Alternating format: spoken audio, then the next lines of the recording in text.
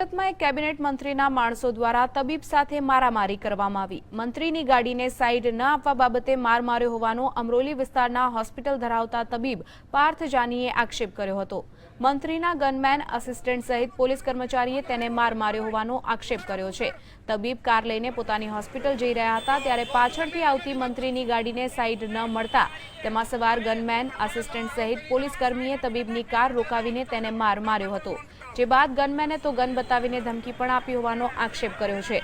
જો કે આ અંગે પોલીસ ફરિયાદ કરવા જતાં ફરિયાદ જ ન લેવામાં આવી।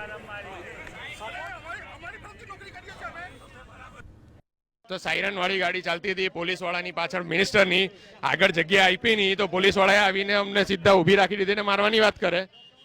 ત્યાં બાજુમાંથી મિનિસ્ટરની ગાડી આગળ ગઈ તો એને તો કાચ ઉતારીને મશીન ગન જ બતાડી દીધી સીધી, બરાબર છે। અને અમે એની વચ્ચે આવી ગયા પોલીસની આગળ ને પછી અમે મિનિસ્ટરને જસ્ટ આગળ ટ્રાફિક હતો નહીં જવે શક્યા તો એ લોકોએ અમને ઓન મારતા હતા બહાર નીકળ અને હું ઊભા નહીં રહ્યા અને છટકી ગયા ત્યાંથી। તો મિનિસ્ટરની ગાડીએ નિર્મલ હોસ્પિટલથી અહીંયા પૂતળી સુધી ગલી કૂચીમાંથી હું ભગાવતો આવ્યો, અહીંયા સુધી મને એ લોકોએ પાછળ પીછો કર્યો અને ઉતરીને સીધો એનો ડ્રાઈવર, એનો આસિસ્ટન્ટ, એનો કમાન્ડો મારવાનું ચાલુ કર્યું।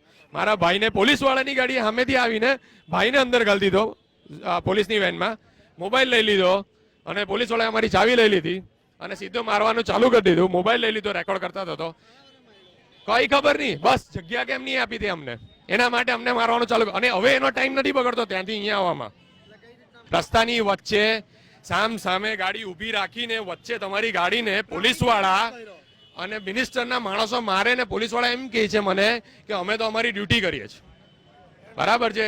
હવે ડ્યુટી કોણ કરે છે, કોની કરે છે એ જરાક ચેક કરો તમે।